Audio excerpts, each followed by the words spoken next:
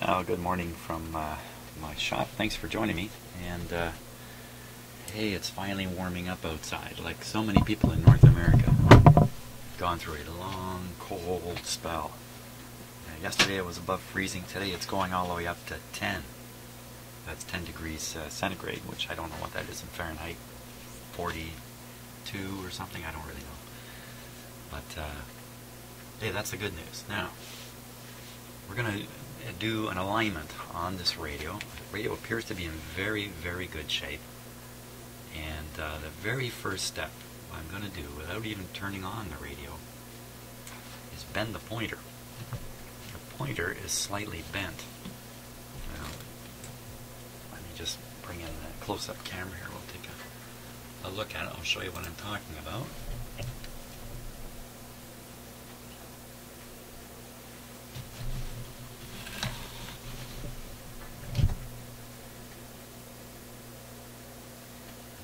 Get a look at this right face on here.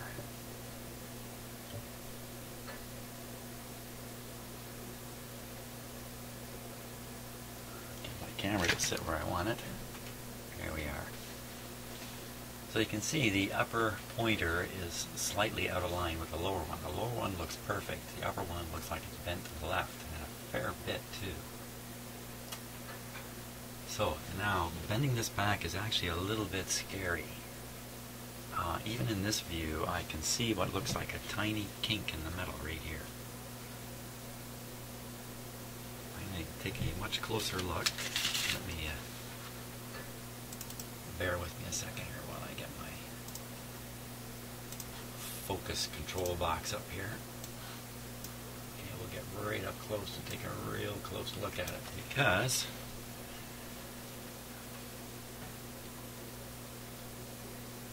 doesn't look so bad. I'm looking for cracks. That might indicate if I go to bend that, it's going to give up the ghost and break off. And I don't want to break it off, so I think we're okay in that respect. I don't think it's going to break off just because I bend it a bit.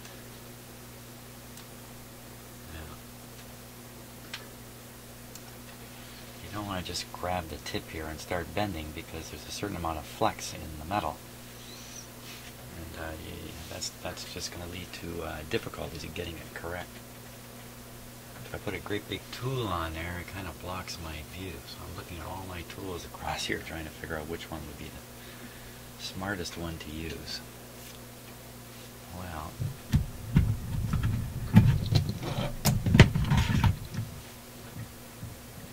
try this. I also don't want this turning while I do it. So this might be the primary alignment of the radio right here.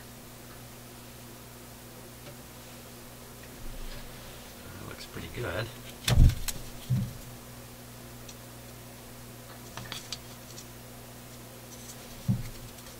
Like having a curved stick to compare it to here.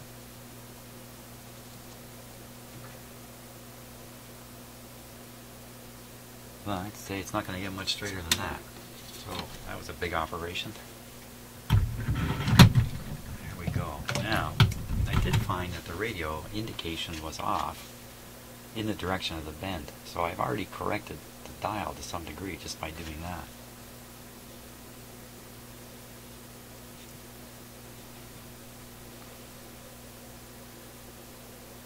Those are. There's a bunch down here too.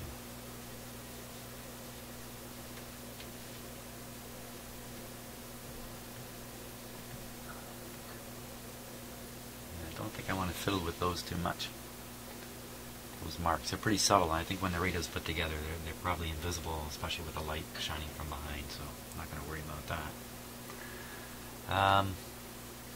I had the impression when I was tuning this, as I was sweeping across stations, that there were two peaks, but you know, it's pretty hard to tell from doing that kind of thing. So I think it's warranted to give this radio at least a check of the IF on it. You know what, that pointer Need to bend it again. It's pushed back against the dial card. I'm going to bring it out.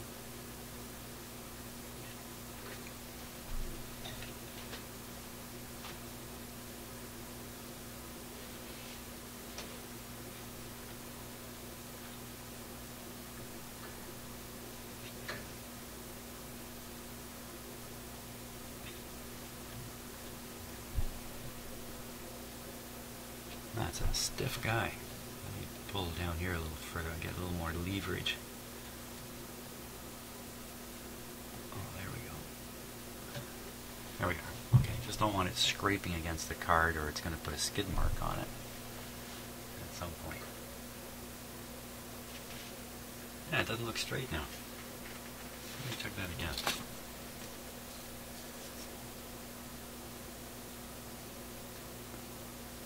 Oh, that's funny.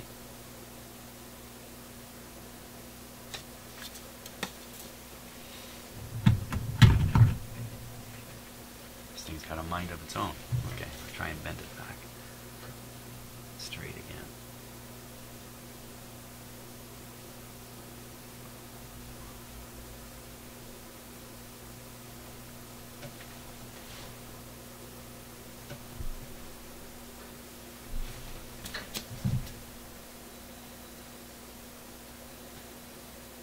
Okay, once again, looks good enough. Not sure what happened there. The tool I was using, maybe it kind of pushed it. I don't know. Anyway, we got that straightened up. So the alignment for this set is done from the top. I think I can even inject the signal generator into one of these grids here. So I'm going to bore you for a minute. I'm just going to read the alignment instructions. Because it's so important to get these documents into your hands and to read everything that's on them. So there's a bunch of information here, and then there's another set of information here. So alignment instructions. Caution. No aligning adjustments should be attempted without first thoroughly checking over all the possible causes of trouble, such as poor installations, open or grounded antenna systems, low line voltage, defective or grounded antennas, defective tubes, condensers, or resistors. In order to properly align this chassis, an oscillator, the signal generator, is absolutely necessary. No aligning adjustments should be attempted with the chassis in the cabinet.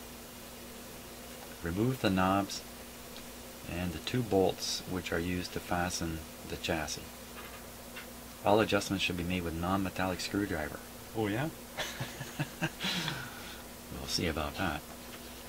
Now, resonance indicator. So how do you know when you have things in resonance? Resonance indicator. Use a resonance indicator. I'm sorry, let me read that again.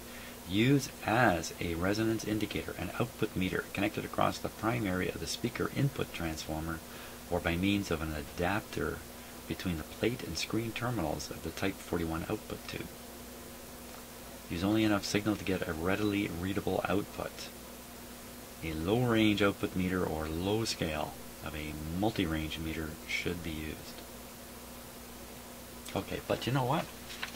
This radio has a magic eye, and the magic eye is absolutely perfect for doing alignment and just watching the magic eye. So I don't actually have to hook up a meter or anything. Aligning the IF transformers, 465 kilocycles. Connect external oscillator, which has been adjusted to 465 kilocycles. You know, back in the old days, that was a challenge in itself. How do you know your oscillator is actually reading the right frequency? I mean, I have a frequency counter here. That's how I know. But back in the old days, that was a real trick in itself. I used to rely on actual broadcast stations, which you could trust were on frequency. Where was I? Connect external oscillator, which has been adjusted to 465 kilocycles in series with a 0.1 microfarad condenser to the control grid cap of the type 6A72. Aha. Ground the chassis to the oscillator.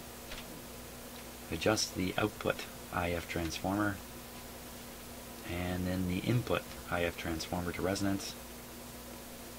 See label on the bottom of the cabinet. Okay, well we found something on the top inside the roof of the cabinet. So that's it. Nothing unusual here about any of this. So let's get going on it. Put my signal generator down into range here.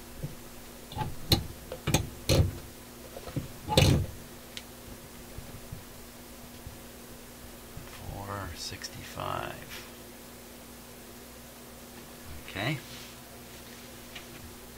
Make sure the output is fairly low. Now, which tube is the 6A7? It must be either this one or this one.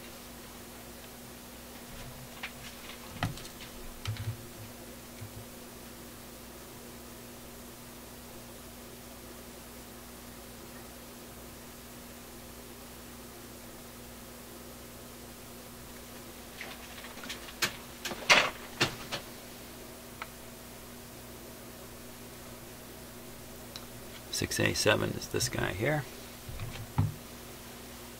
So that's what we'll hook up our signal generator to, and it's recommended to use a 0.1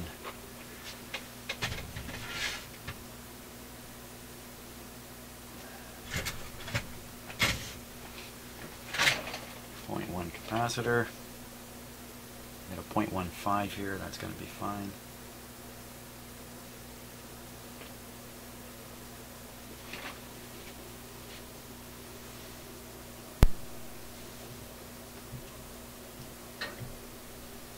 Tricky way of putting that on there.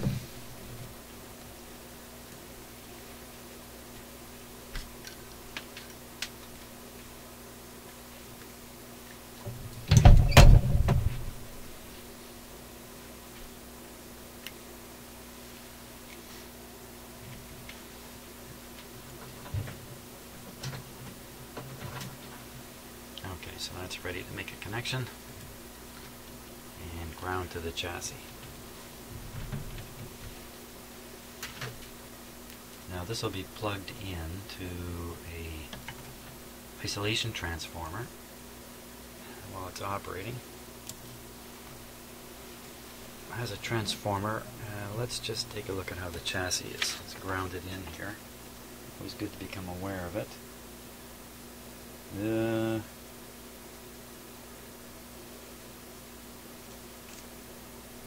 Looks like there's all kinds of connections made to the chassis. So on this radio, you can see all these ground symbols all over the place. I'm pretty sure those are chassis grounds. We actually saw one or two of them when I was looking in the back earlier during the initial inspection. Now the other thing about this radio is we're concerned about a hum, a big bad hum coming out of it. Didn't hear it earlier, but I've communicated with the owner, and he described the hum as a loud, annoying hum, so annoying you can't tune things in and comfortably listen to them. So a very distinct hum, but we certainly didn't hear it last time, so I'm going to pay attention. Hopefully it'll show up this time, and then we can go hunting for it. So 465, I think we're all set here.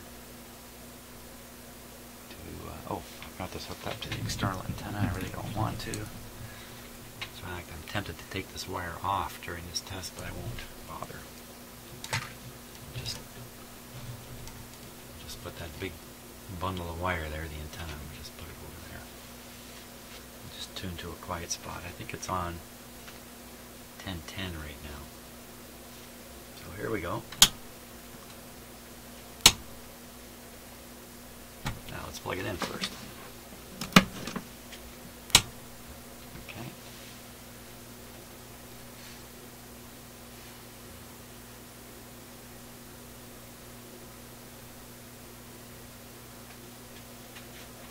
You can watch the magic eye here. Let's prop this up so it's really quite visible.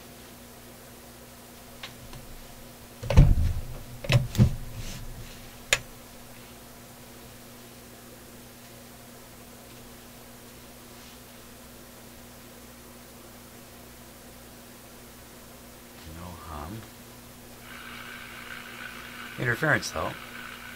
Interference from stuff in my house, of course.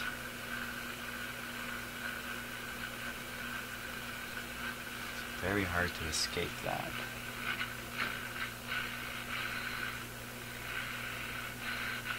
Okay, I'm watching the magic eye. There. Nice wide open spot. I think the magic eye is a little too sensitive.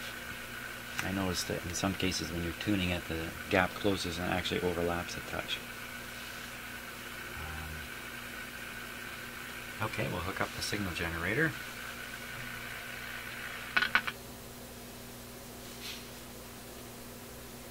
And make sure there's some tone in it. Turn the volume way up. Signal generator way down.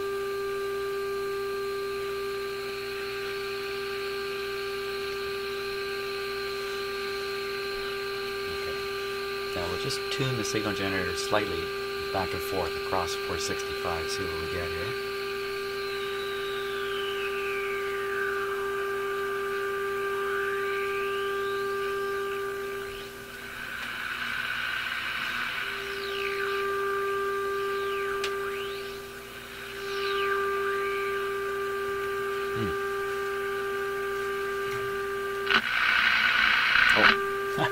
I'm looking at the wrong gap here because of the angle I'm on looking at the magic eye. Get it where I can see it properly.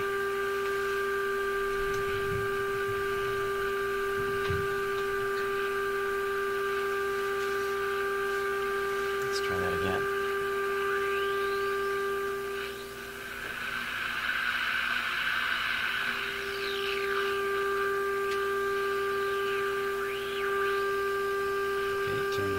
Turn down the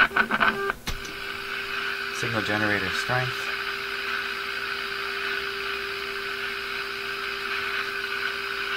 Try it again.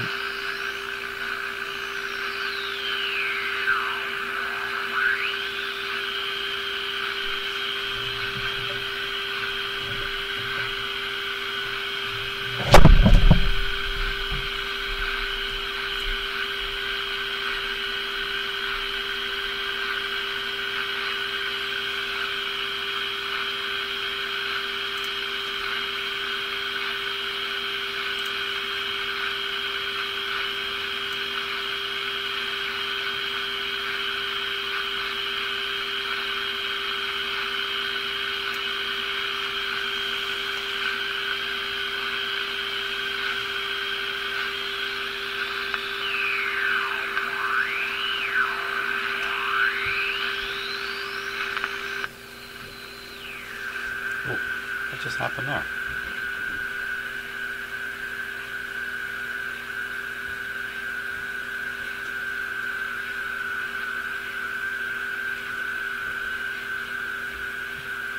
It's a little odd. Let me make a little change in my video setup here.